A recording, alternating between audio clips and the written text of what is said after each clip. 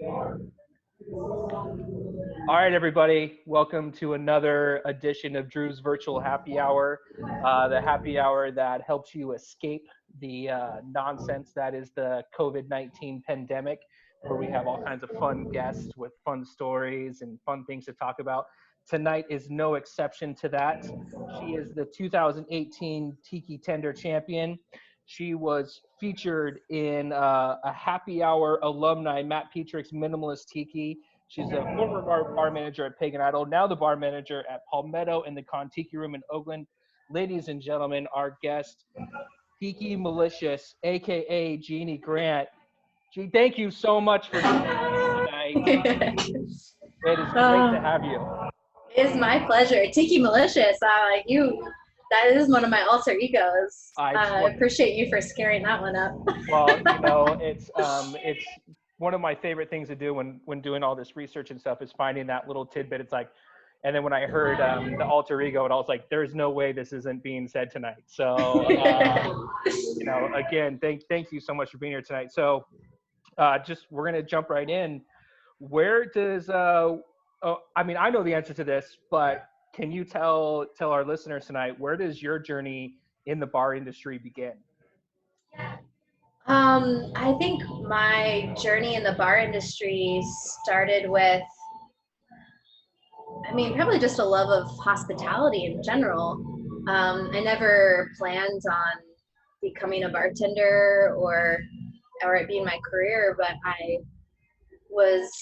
I started waiting tables first to make money to move to college, and then while I was in college, it was the thing that made the most sense, and I always really loved cooking and loved flavors and loved food myself, so it was like a good fit to work within an industry that I enjoyed, and the people, like, you find a lot of amazing people, and you kind of like you develop your hospitality family. So all the things about working in restaurants ended up just matching up really well to my lifestyle. I was always a night owl, just little things like that along the way. And then when I finished college, I was not exactly sure what to do with my very practical degree of art history with a minor in religious studies. So I moved to Seattle. I'd lived there as a kid and decided to move back up there. I was gonna go to beauty school. I was gonna do hair and makeup, and especially like big pinup hair and things for events. But I wanted to work off some of my college debt first, and so I got a job as a cocktail server, and that was my first time working really with spirits. I'd worked in restaurants with full bars and stuff, but mostly I was working with wine and food. And so it was my first time really like getting into spirits. Like I remember looking at the cocktail menu the first night and being like, what is Cynar? What is this? And they're like, oh, it's, so like learning like what Chinar is and Amaro and all these random things I'd never even experienced before. My college experience was in Humboldt County, so our bars were fairly limited in their selection of spirits. And I just loved it. And I quickly realized they were having a lot more fun behind the bar and making the drinks and all that. So kind of like the rest is history. I started there and went down a path. And then when I got into rum spirits more seriously, and when I moved to San Francisco and started working with Pagan Idol, part of their opening team, it really cemented the fact that this was not just something to do for work. It was a career. It's like a way of life, making things for people and experiencing culture through food and drinks and like the music and the liveliness that goes along with it. And then it took me a lot of places the last couple of years, that interest. So it's become more than a job. It's become kind of like a way of life and a career. Totally. And before you make the jump to Pagan Idol, you were actually working in somewhat of a Tiki inspired bar, karaoke bar up in Seattle, which yes. I think is just such a rad combination. But I wonder, like, is that when you start there, is it because you really enjoyed the vibe? I mean, like what was the thing that initially brought you into kind of that tiki culture? Because I think for everybody it ends up being something different, whether it's Mhm. the music, the style, the drinks, the rum. Like, what was it for you? Yeah, yeah. I'm always fascinated by people's like origin story into tiki. You know, for some people it's Hmm. Disney, or yeah, the music, or you know, they were into swing dancing in the '90s, and then they got into the resurgence. For me, it was I happened to get a job at this bar that was it was two sister bars. It was Teeny Bigs and Hula Hula, and Hula Hula was a tiki themed karaoke bar. Um, and they had some Beach Bum Berry books in the office, and so I was reading those and became kind of just fascinated by the recipes, and I was already really into getting into rum as a spirit. Just we had a wide selection of things. Um, sorry, so sorry. Uh, Sorry, my coworkers just walked by and opened the door to outside. They got me a little bit distracted. It's very the sun is literally setting on this side of the building right now. So I started playing around with some of the drinks and started doing my own little tiki night on the Teeny Big side, where the rum selection was a little bit more focused, a little bit more serious than the karaoke side. And that was just like a little toe dip, you know, into the situation. I didn't know that there was a whole culture and a whole group of people that really were participating. But I started meeting a few people that would come to the night I was hosting, and then I was contemplating a move. I was kind of ready to change things up, and I was visiting some friends in San Francisco, and I was introduced to Daniel Parks. I was opening Pagan Idol at the time, and I was shown the space. It was only half done, and it was just so beautiful. And it was this whole other. It was like someone opened the door, and I just like saw all the possibilities of what tiki could be. I've always been. I've loved immersive experiences. I love costumes. I love going to concerts. I love music. I love dressing up. And so realizing that it was like a whole subculture, and it was all these people that were just there to have a really good time, and like and then when you when I started bartending at Pagan Idol, and it was just this crazy experience. And then we started going other places with the bar, and doing like rogue hospitality at conventions and different things, and seeing how important the hospitality element was to people, and like people just wanted to have a good time and be good to each other. And that just like it just cemented it for me, having that full experience. It wasn't just, you know, just making drinks for people, you know, just it wasn't just about the spirits. It's a big part of it, but it was more than that. Nice. And so you mentioned that, it's given you some unique opportunities to travel and stuff like that. I mean, what are some of the highlights of the trips that you've gotten to do and the experiences that you've gotten to have? Well, what really I would think the point that really got me started on wider travel. Well, started traveling with the bar for conventions. So Tiki Oasis was the first big one that we did in San Diego. It's an awesome convention that would be coming up pretty quick here right now. It'll be in August. Um, and that was the first time I was around so many people that were passionate about it. So that was a cool experience. But then the best like personal experience was 2 years ago. Actually, it's like 2 years ago this month. Recently, I got like a reminder on Facebook or something that it was coming up. Was the Iron Tiki Tender competition, and that took place at a convention up in Portland. And it was sponsored by Rumfire, which is a overproof Jamaican rum from Hampton Estate. And the prize for winning Iron Tiki Tender competition was a trip to Hampton Estate in Jamaica. Um, and I had already entered the competition, and then the prize like got like boosted. They were like put that trip up for grabs, and that's when I was like, oh, I'm gonna win this. Like this is some serious business. This is not for fun. I mean, it was for fun, but I was very serious about it. So um, that was a life changing experience. I got to go to Miami to the Rum Congress, And from Miami, we flew to Jamaica. I went with Nick Ferris, is an importer here in the U.S. for rum fire. Did you know him when you were in Seattle?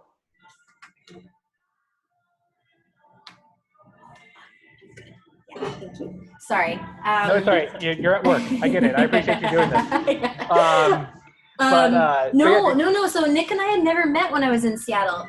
I had, I had just been getting into rum at that point, and actually right before I left Seattle, I had stepped a little bit back from bartending because I don't think I had found exactly the right place and the right team. I was bartending part-time still at Teeny Bigs and a place called the Tin Table, and I was working full-time at the Pacific Science Center, which is a children's science museum.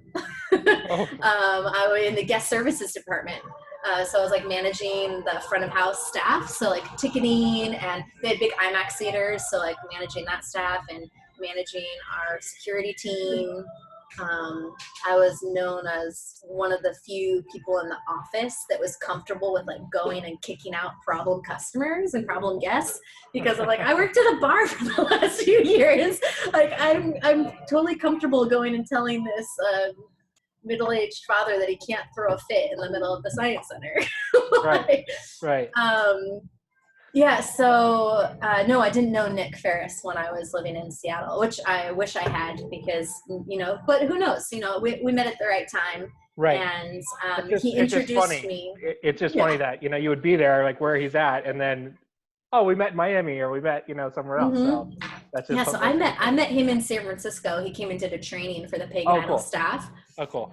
So we met there, and then he was very supportive of my journey to become the Iron Tiki Tender, right. and introduced me to Jamaica.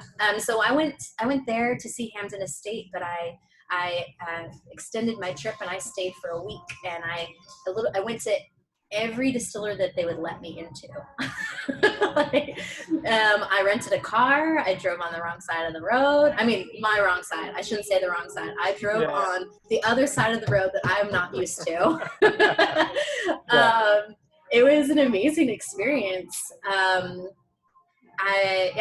that kind of really made me realize how important it was to me to know where things were coming from. And it's like the experience of going to that distillery and smelling it in person, like I will always remember the smell of the property and the stills and just everything about it. It's to know something and to know it where it comes from is such a different experience. So that was like that was the biggest trip I'd taken, and it really helped form my goals for like the coming years. Right. So we had a question from Catherine. She wants to know, did you learn bartending on the job, or did you learn on your own? Was it bartending school? And then in parentheses, she goes, I don't know how people learn to become bartenders. So. That's a great question. I feel like bartending is one of those professions that kind of has still the old world style of like master and apprentice a little bit. It's not something you necessarily go to school for. It's something that you have to kind of almost be accepted into a little bit. My path was through serving. Some people's path would be through being a barback, or maybe working in the kitchen and then getting me behind the bar. Mine was through serving and just having a strong interest in the spirits and the way the drinks were made. And had one bartender I worked with who joked that I knew the recipes better than he did when we changed over the menu, just because I wanted to be able to sell the drinks so well. And even though I wasn't making them, I wanted to like be able to tell people every flavor in it. But I would say for the most part, bartending school is not really a wise investment if you're looking to get into bartending. It's not something that you can put on your resume and people are going to be like, yeah. Really, it's about working your way up through a space. Totally. So, starting and then learning, just being like willing to do anything. And that was me. I was like, we didn't have bar backs at the bar I worked at. So I would like, notice that they were low on ice and be like, oh, just like magically standing there with a bucket of ice and like do the dishes, or like, oh, like the bartender's complaining that they don't want to clean out the floor drains. I'm like, I'll clean out the floor drains. Like, I don't mind. It's like just being willing to be in the space and do whatever it took. Totally. Yeah. I think that's like that dirty little secret from the outside looking in. Bartending school looks like the right choice, but anybody you talk to, they're like, no, it's not. Opposite of practical. I don't know if there's like an equation. It would be like getting a degree from an uncredited online school, I guess. Yeah. It's the closest thing I can think of. Yeah, it just carries no weight. Yeah. So as you mentioned, you are the Tiki Tender champion, and they haven't had the competition since, so I shall reign forever. So there you go. Like you shut it down so good. I saw your garnish from that competition, and yeah, they should just stop it now because you're not going to outdo that final garnish. But part of the competition, and something that I've read in a few interviews that you've done, and then also a few like podcasts that you've done as well, is that you had to kind of create a social media groundswell as well as part of the competition. And I think for a lot of bartenders, they're always trying to find ways to make the transition into something bigger and stuff like that. And I always try to convey to them, like, you got to create your brand, and that's what's going to stand out to people. So when you were doing that, I know it wasn't something, at least you said before, that you weren't 100% comfortable with, but how did you get over that, and how did you end up building Jeanie with the Bottle? Yeah, so that my bartender account, my Jeanie with a Bottle account, I started, not as a joke, but I had been talking to a friend who also works in the industry, and I was telling her my experience with telling people my name. Sometimes when I was bartending, I would be like, oh, people be like, oh, what's your name? I'm like, oh, Jeanie, and then it's like insert joke here about like, oh, Jeanie in a bottle, like, oh, I'm gonna rub you the right way, like any lewd thing that people can say, they will. Right.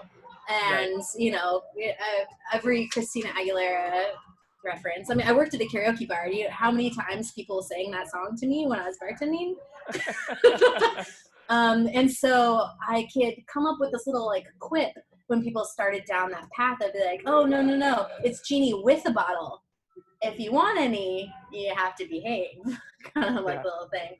It's not like I'm not stuck in the bottle. It's like, it's my bottle. I have it. Yeah. And so I was like, no, it's Jeanie with a bottle. She's like, oh, Jeanie with a bottle. She's like, you have to make that your Instagram.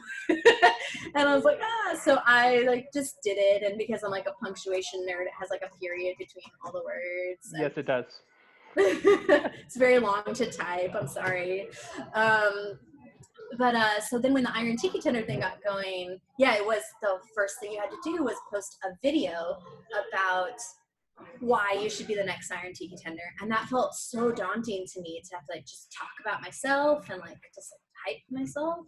Mm-hmm. So I did this little thing where I recorded clips of all the fish in our fish tank at work and did voiceovers for them of them saying like why I should be the Iron Tiki Tender. Still up there, you can find it. I was gonna say, it's like, so we can go through the archives and we can find it. Yeah, it's very early on in the post. So and I actually put it on my personal account and on the bartending account, and I was like, because at that point the bartending account only had a few followers on it, and I was like, oh, I'll do it on my personal one. And then what kind of clicked for me is I realized that I really needed to separate a little bit of like my personal self from like the public bartending account, because I love being behind a bar and talking to people, and you give so much of yourself when you work in hospitality that there are little bits that you need to keep back for yourself, for when you're just alone or with like a friend. And so I kind of looked at it like that, of like, what's important to me in hospitality. It's like, what do I love to do? What do I love to make for people? And what's my style? I have a art background. So, color and style and design is important to me. And so always just trying to stay true to myself and like what I like and what I think is beautiful. But also, it's things that I'm making for people. Just like the way I would make a drink for someone. My social media presence is a little bit of what it's something that I'm creating for people. It's content I'm creating for people, and I want it to be meaningful. I want it to represent me, and I want it to be, I like sharing recipes. I like sharing ways of making things. I like promoting other people and bars that I love, or things like experiences like this. It's just about like what do you want to put out to the world? What do you want to get out of it? Like what's important. Totally. Yeah. And I think for a lot of people, it's hard finding that balance, and, Mm-hmm. and putting out like what's oversharing and stuff like that. I know I struggle with that. And, And that's for everyone, to each their own. And there's days where I feel like sharing something that's more personal, and there's days where I feel like I really need to keep it for myself. So and that's a struggle. I think that especially at this time right now where we have so much time on our hands and we're all just looking and scrolling and reading the news and social media, it can be a great outlet of expression and great source of information, but it can also cause a little bit of anxiety for people as well, because we're kind of wrapped up in it. So putting some personal rules in place during the last couple of months has been good for me too, like taking days off here and there, and deciding what I want to put out versus what I want to keep for me. yeah. Mm-hmm. Good. That's important to have that separation. So I look at the Tiki world now, and there's kind of like this new clash that has appeared, where there's a clash between the old guard of Tiki and the new guard of Tiki. And like one of the things that I know within, that you've talked about before and encouraging within the community is more of like an appreciation of it as opposed to an appropriation of the Tiki culture. And I just wonder, I thought pagan was kind of like this real catalyst for that, and of like kind of like the new wave of Tiki coming in and these new bartenders, and a little bit more of like hey, some of that shit is kind of fucked up and we're going to talk about it. And there was a lot of people who don't like the fact that you talk about it. And I just wonder, being in that position, kind of being at the forefront of, the quote unquote battle. I mean, how do you navigate those waters? And then, how do you deal with some of the kind of the old guard of Tiki that's just kind of like, maybe a little bit more stuck in ways? Because we can still appreciate it, but there's things I feel that we should be aware of at this point. Yeah. I mean, I think the biggest thing is not being afraid to talk about it, because there are representations and there are things in the realm of Tiki that are not okay and are appropriation, and not being scared to say that, or not being like, but also not being scared to move forward. Because like with any movement where you really appreciate it, there's this tendency, I think, to first you copy it, and then you try to replicate it, and then once you know it well enough, then you can make it into something that's your own. So the Tiki as a movement, like tropical and exotic cocktails, lasted for a very long time, and then it kind of died off, and then you see this resurgence. And so the resurgence is just trying to, like, first I think recapture everything that it was, and without really like questioning if they should. And now that we've had time to bring it back into popular culture, now we can look at it a little bit more critically and see if it makes sense to just replicate and copy, or if it makes sense to change it for a modern perspective with a little bit more awareness of other people's voices and sensitivity to cultures.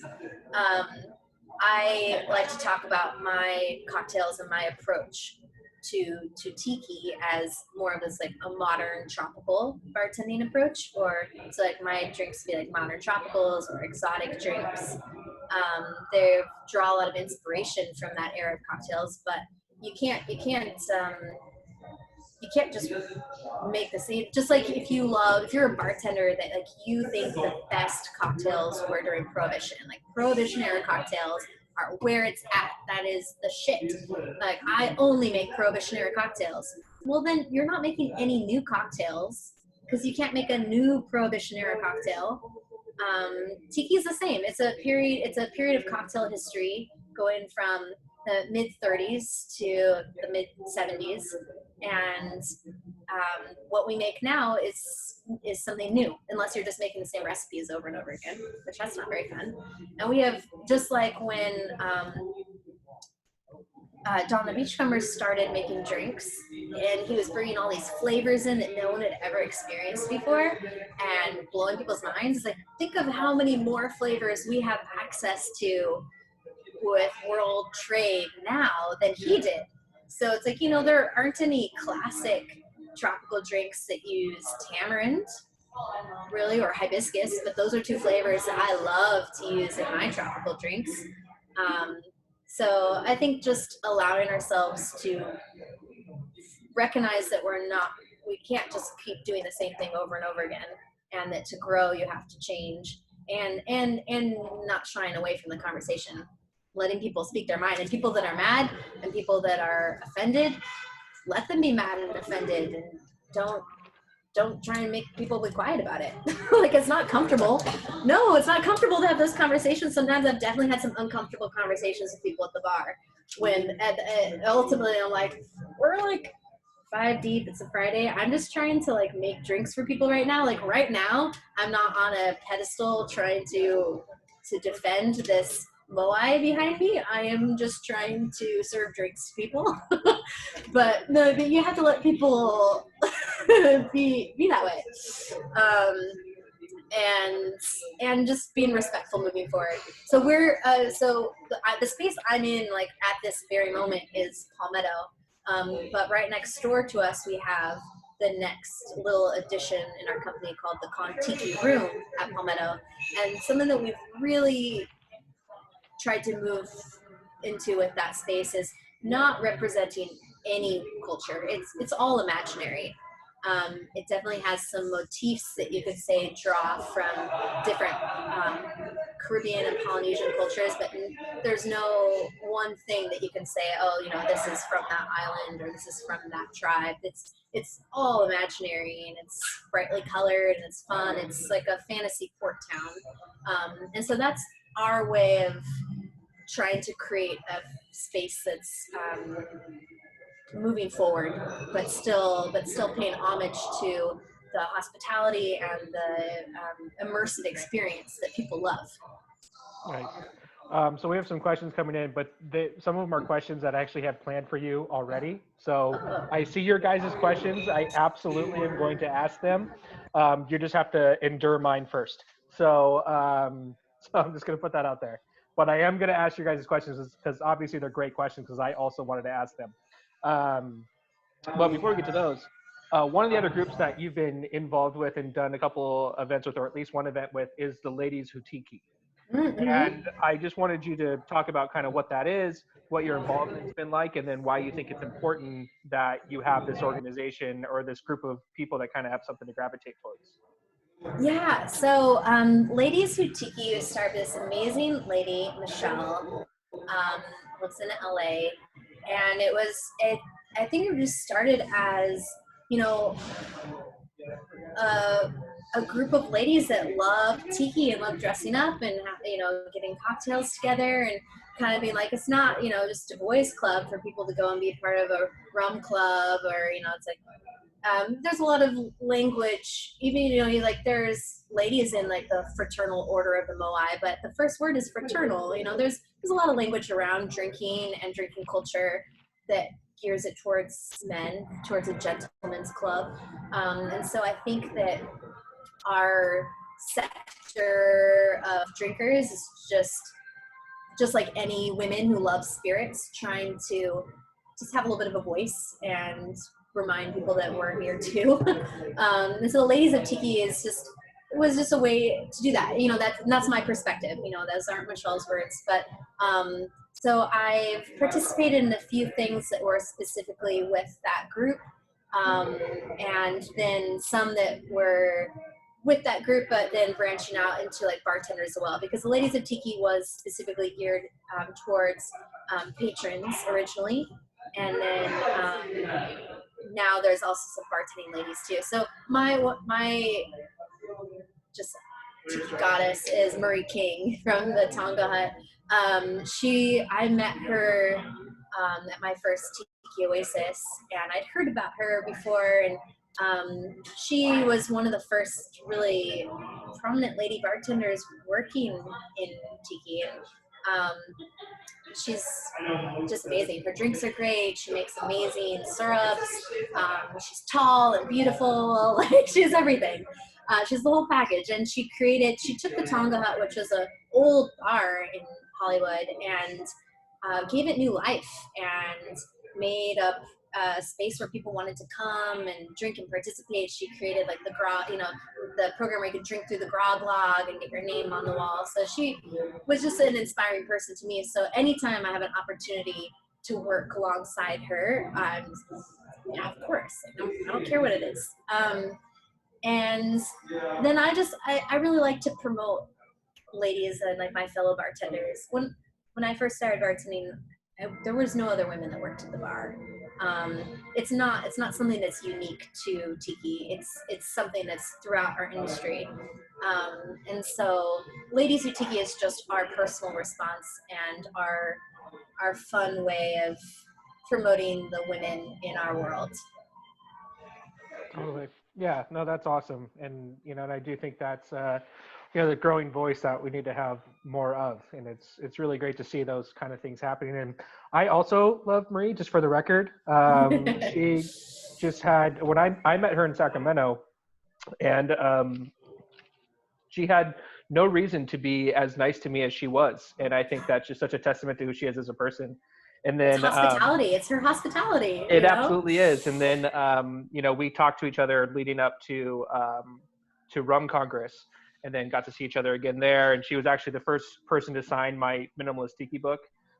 She reminded me that it was a thing. She's like, "Do you want me to sign it?" And I was like, "Yeah, sure. Like, go for it." And I remember I was like, "Oh yeah, that's a thing that we're supposed to do with it." But yeah, she was so great, and I agree. She's way awesome. So one thing I wanted to ask you, because now you've been in this Tiki community for a good amount of time. You've been at a couple different places, and you've been able to travel because of it. But if there was one thing that you could change with a snap of your fingers in the Tiki community, what would that be right now? Maybe right this minute, let's open the Tiki bars back up. Okay, yeah. So that'll be the obvious answer. But if there was something else that you could change, is there anything that you would change? I think that it does become a little bit of people trying to prove to each other how much they know all the time, because it is a niche market.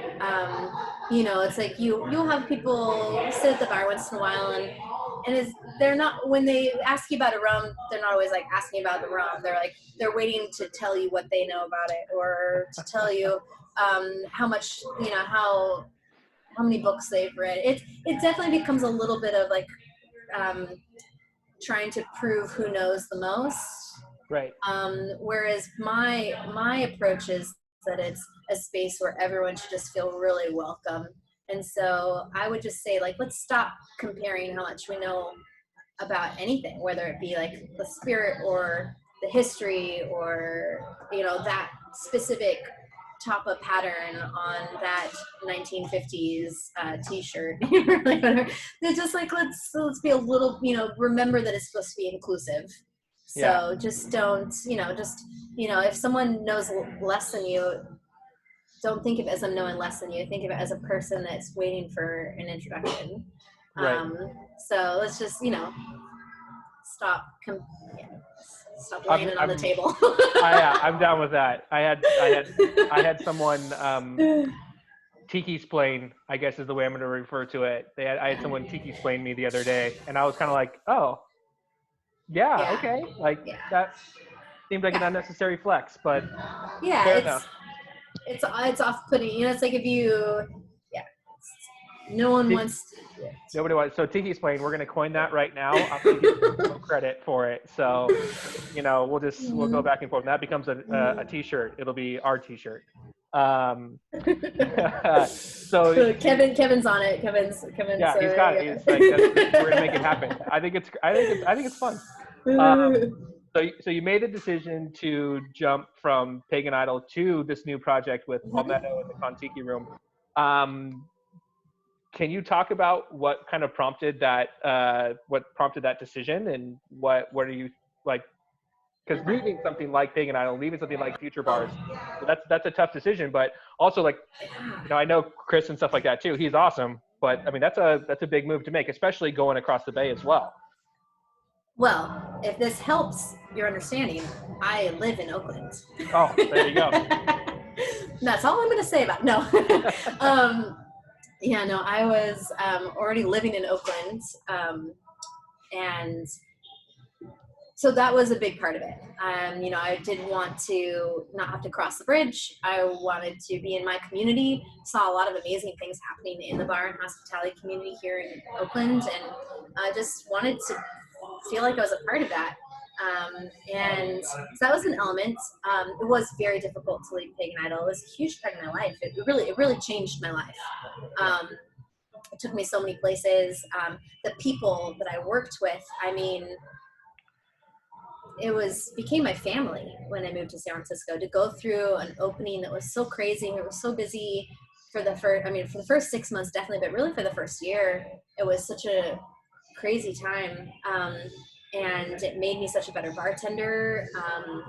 The general manager there now, William Prestwood, he's an amazing wealth of knowledge for drinks and spirits, and we worked alongside each other right from the very start. We weren't really in a management position at first, but we quickly became management because we both just loved the space and worked so hard together. So that was, you know, I was like in a 4-year relationship. It was hard to leave with the bar and with the people there. But I loved to do new things, and I felt like I needed to stretch a little bit too, just in what I like to make. And like I was saying before, I really been thinking about the way of my cocktails a little bit differently in the past year, really, of like what I want to make, and Pagan Idol wasn't maybe exactly the right space to do that in, to do like cocktails that have tropical flair but aren't necessarily appropriate for a tiki bar, you know. And so I really needed a new space to kind of stretch what drinks I wanted to be making on a daily basis. I really wanted to be working with more vermouth and Amaro and like sherry and strong and stirred drinks more often, you know. It was just little things that I wanted to do, and it kind of just built up until it was the right move. And then I was approached by Chris Avalotis from who owns the Kon-Tiki, and he told me about Palmetto, and it had the same feeling that I had when I saw Pagan Idol being built halfway. When he was telling me about what he wanted to do visually and with the program, it had that same, like, that's what I want. Like, that's what I've been looking for. That this was something that was in my head. I didn't know it was like in the real, someone else was going to put it into the real world for me. Yeah. So it was a very much, that was very gut response, even very logical too, because it was a big decision, but it felt right. And it's been a good decision to be back here in Oakland and to be a part of this team. Want to say hi? Oh, there's I was just talking about you and What's how up, man? you kidnapped me from the city to be a part of your scheme out here in Oakland. It was very violent. Oh, that's so funny. Um, What great timing. yeah, it's perfect. He was walking around like, oh, I feel weird that I'm talking about him right now. Go away so I can talk about you. um, and yeah, so it's been great. So this team, so Tiki, the flagship of our bars, has stayed open this whole time for to go. And as soon as to go cocktails were a thing, they were doing that. So being able to help with that, and then now, in this crazy time that they're plugging forward and opening this space, I'm very happy to be a part of this team that's that committed to hospitality right now. So Yeah. it ended up being, I'm glad that I trusted my gut and knew that it was the right time. Yeah. So. That's really cool. I mean, I think like one of the things that you keep coming back to is hospitality, and definitely one of my best hospitality experiences was at Tiki and with Kristen. Really gave us a really cool experience, and so it definitely sounds like you made the right decision as well.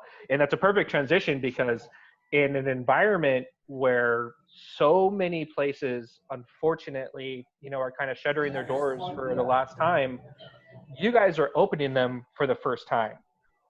What the hell is that like in this environment where you're trying to like because you can't roll out the full product, but you're giving people a little bit of a taste? And I've seen all the pictures, and I've seen the things you guys are doing. It looks awesome, but it, like what are some of the challenges that you guys have faced so far? Well, today is our 1 week anniversary. Woo! The fact that I'm even thinking about the fact that it's been a whole week shows you how much we're just like, oh, every day is a lot. Because it should have gone by so quickly, but it's been a long week. Yeah. It it's hard because we wanted, we worked so hard on getting the space ready. It was so beautiful, and the owners, Chris and Matt Reagan, really put a lot of work into getting like loans in place. So they got approved for a PPP loan. So things that made it actually so we had the financial ability to open. So they put all that work in. And then because our opening was supposed to be on March 25th. So we were basically ready to go. We had our staff hired. I was done with the cocktail menu. Like I was the day we decided to close everything down was March 15th. So that's the day before shelter in place for the Bay Area went into effect on the 16th. Like that Monday, Tuesday, that I was like gonna order all my liquor. Right. We were so close. And so we had this space that was ready for people, and I think that we just couldn't. The team didn't want to stop themselves from giving as much of that to the community as possible. So we're here, we're doing it. The biggest challenges are business, honestly. I mean, we're ready to be busy. We want to be busy. I think we all imagined last Monday, like we were all like all nervously like waiting for 4:00 and like, oh, the ringing is gonna start. The phone's gonna be, ringing off the hook. It's gonna be crazy, and it was not. It was. We were having to adjust our expectations of what it means to open a new space during this time, and that's hard when you just imagined.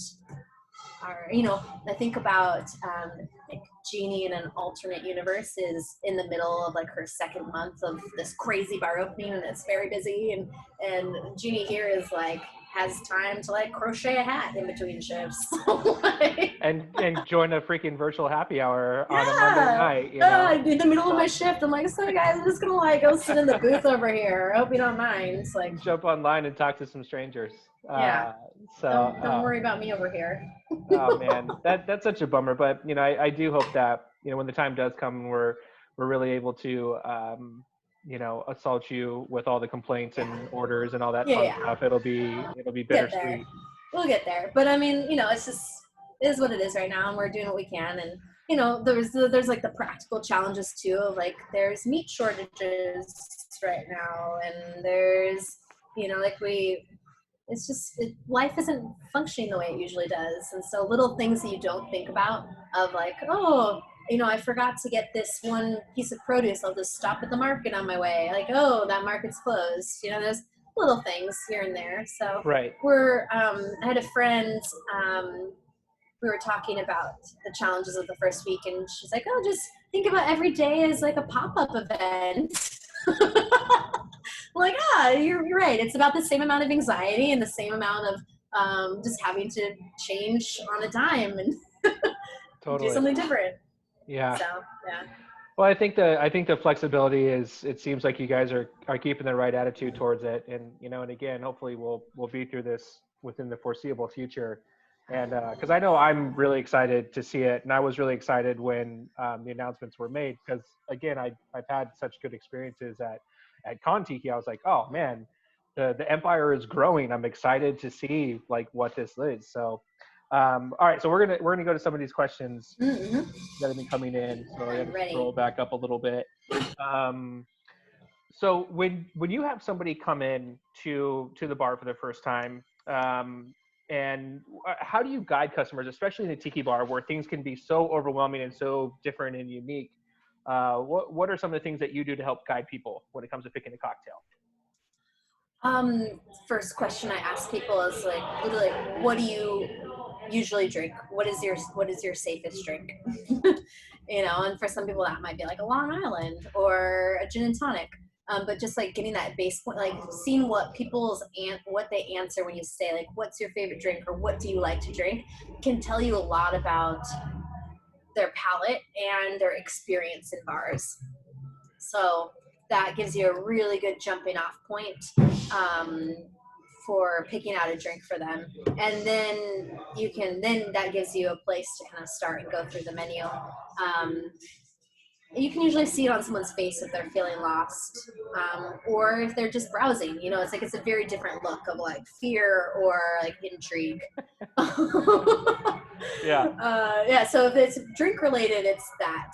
If it's just like space related, that's just letting people kind of like immerse themselves first, and usually they'll be like, it's like Disneyland. So letting people get like the exclamations and the shouts out of their system. Yeah. Too funny.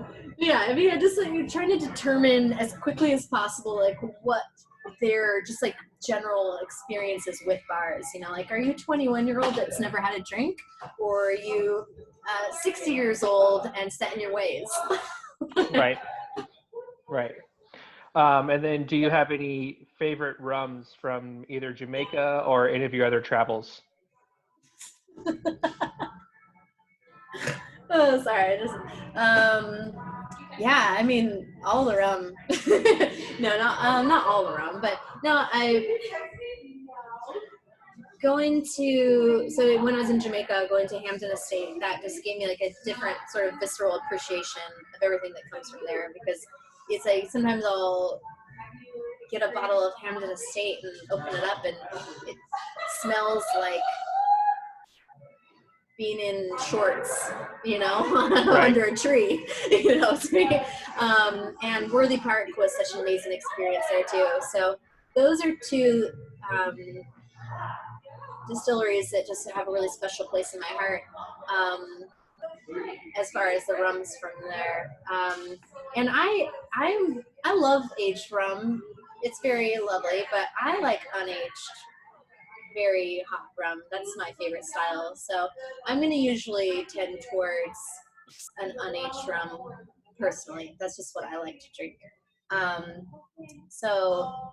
Unaged Jamaican rum, as hot as they'll make it. And then I love Agricole too. It's my other favorite. I really love Agricole rum, and I was lucky enough to go to Martinique last year and visit the Jam Distillery and Clement.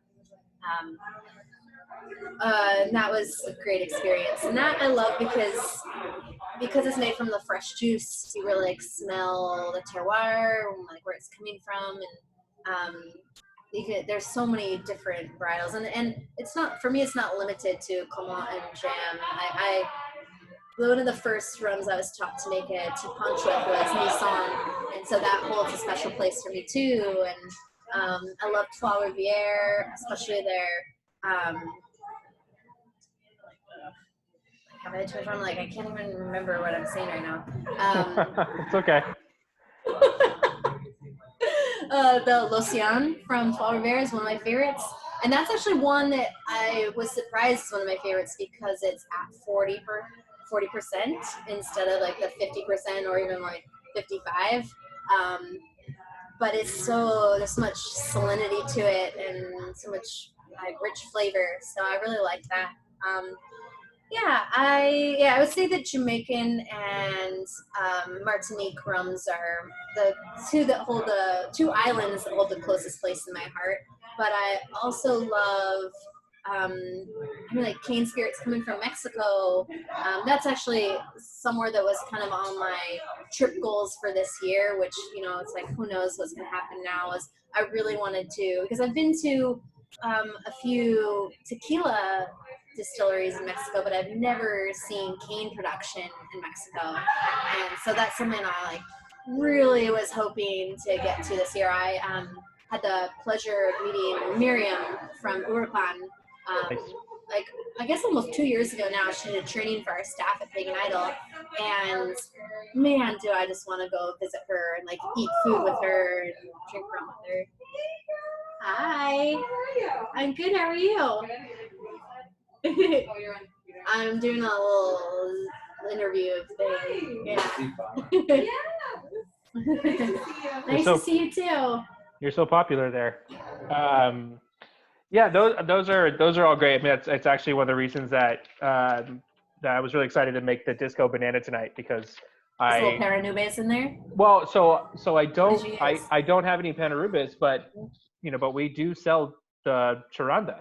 So I know, I love the Charanda. So I used the 100% as my sub there, but then of course the that's a great sub. Yeah, and so I was, but those are like my 3 favorite rums as well. So it's just really funny that we definitely just need to drink together. I know, right? I think it's for me is like I love unaged spirits where you can really kind of taste where it's coming from, and so like with Jamaican rums, because they have a lot of open fermentation and they're using a pot still, so you're just like you're leaving behind a lot more of like where it's coming from. And with Martinique, with agricole, from the fresh juice, like you're just same thing. You're getting I really love tasting what it's made from and where it's from in a spirit. And I'm the same way with like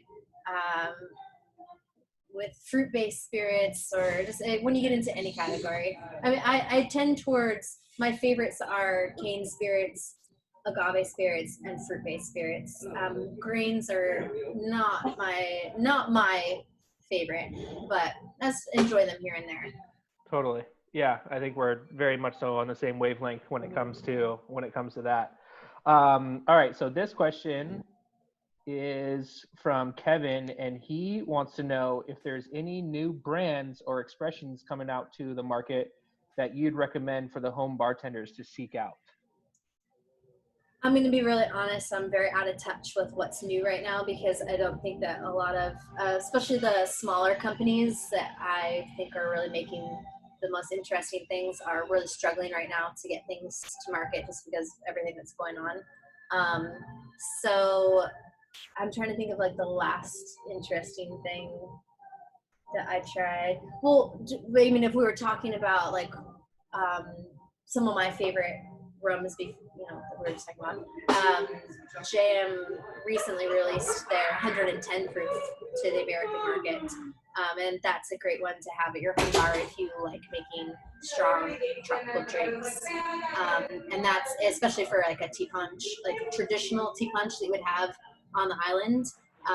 That 55% 110 proof is really nice expression. It's something that we haven't really seen much of until now. 100 proof is kind of where it's capping out. So that's, I think, a really nice addition to a home bar for sure.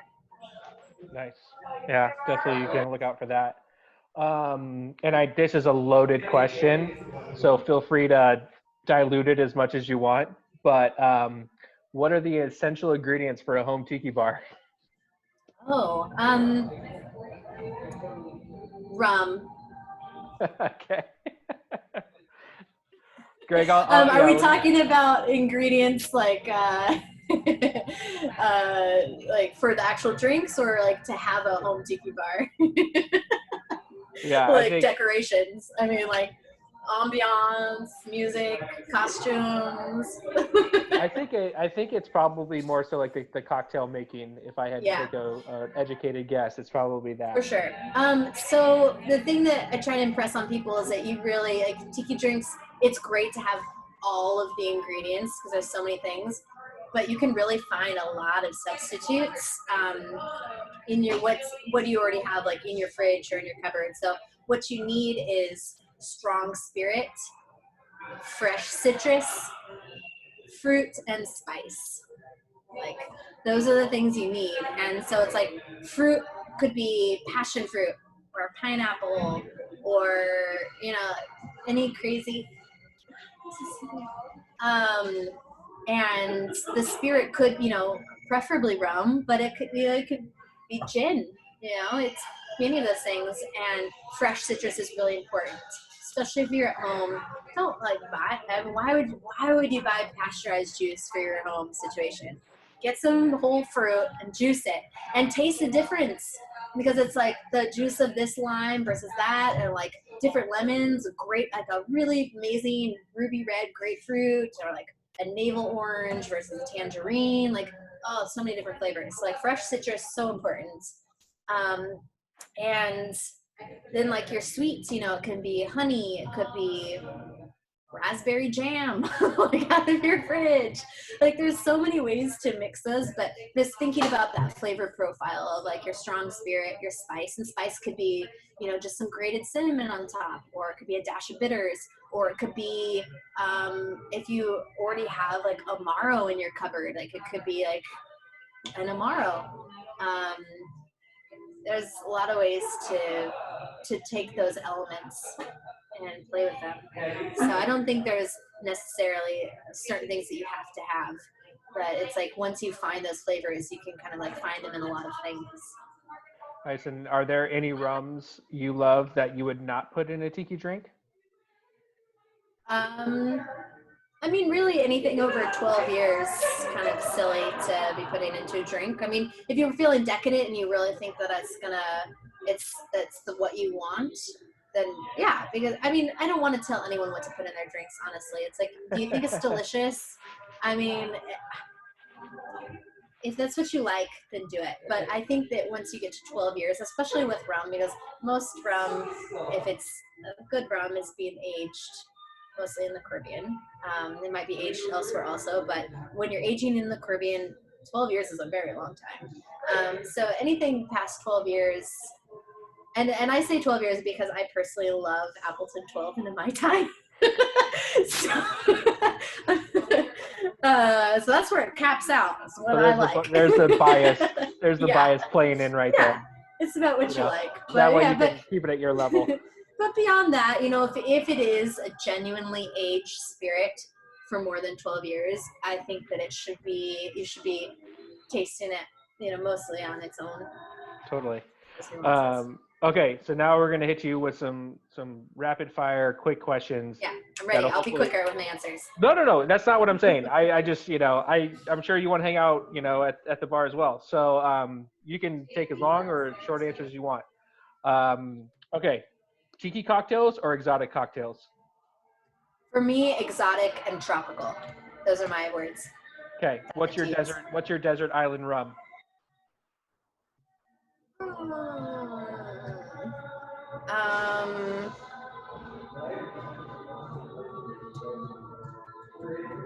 Well, it's very difficult.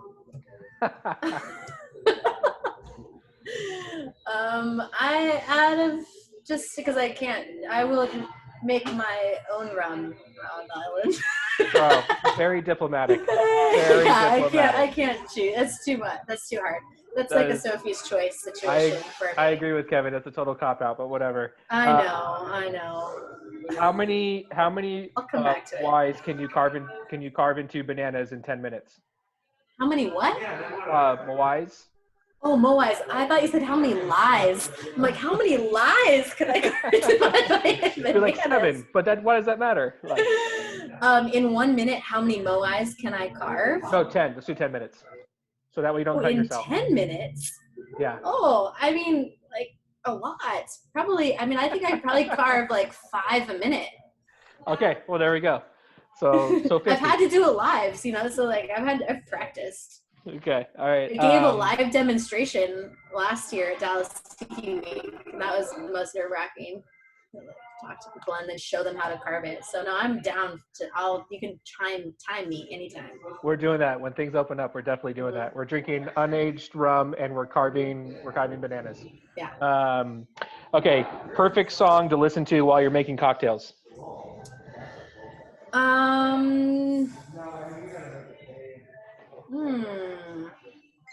Perfect song. Oh my gosh. I would say most songs by Rico Rodriguez are gonna be like my favorite songs to like actually like shake a cocktail to, because it just has this like little vibe to it. So we'll just say Rico Rodriguez is my favorite drink making music. Okay. Yeah. All right. Good. When things open back up, will you sign my copy of Minimalist Tiki? Oh, I don't know, man. That's fair. Yes, I will. Yes. Bring your own Sharpie. I will bring my own Sharpie. And final question. Eventually, when your memoir comes out, what is the title of it? I want to believe. Okay. Great In people title. and something. I want to believe. I want to believe. I choose. I choose to believe. That's great. All right. Well, that's all the questions that I have for you. Does anybody else have any questions? You can either type them into the chat or you can unmute yourself. But I don't have that many people. If you want to unmute for a second, that's probably fine. Yeah. I mean, whatever you guys want to do. Thank you, Catherine. Appreciate that. Okay, well, I know we had some good questions during it, so we won't hold people's feet to the fire. But Jeanie, thank you so much. Despite your alter ego being malicious, you are just nothing but pleasant to talk to, and this has been, I think, a real treat for all of us. We're looking forward to visiting you at Palmetto and the Tiki Room. I'm excited to see him. It's such an exciting time in Oakland, for the bar scene, and I have no doubt that this is another great place to do it. But is there anything that you want to plug before we let you go? I mean, I just, I'd love to, we're open for pickup and delivery within a 15-minute drive around us.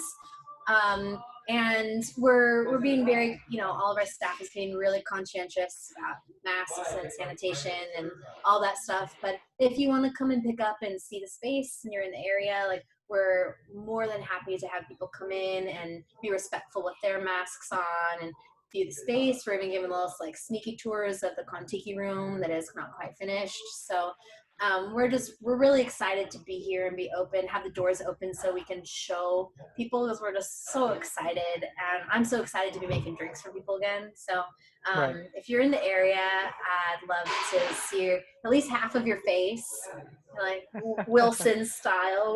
We're all living that Wilson life. Behind the fence right now. So that's just my plug. It's like, come see me, come say hi. Can't wait to make drinks. Anything you want, I'll make you that weird drink. Right on. 15-year age rum if you really want it. That's my first order. I'm gonna come in. I'm gonna Tiki explain some things to you, and then I'm gonna order a 15-year-old rum in some ridiculous cocktail. Yeah. How about you tell me what rum I should have on my island? It's Charanda Urapin.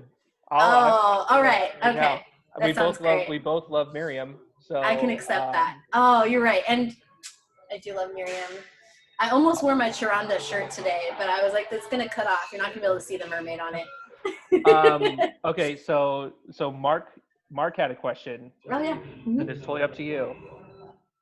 Can we get a sneak peek at the Tiki Room on Zoom right now? Can we go mobile? Yeah, let's see. I think more breaking news on Drew's Virtual Happy Hour. This is what I live for. I'll give you a little. That's the Palmetto around the corner. Beautiful.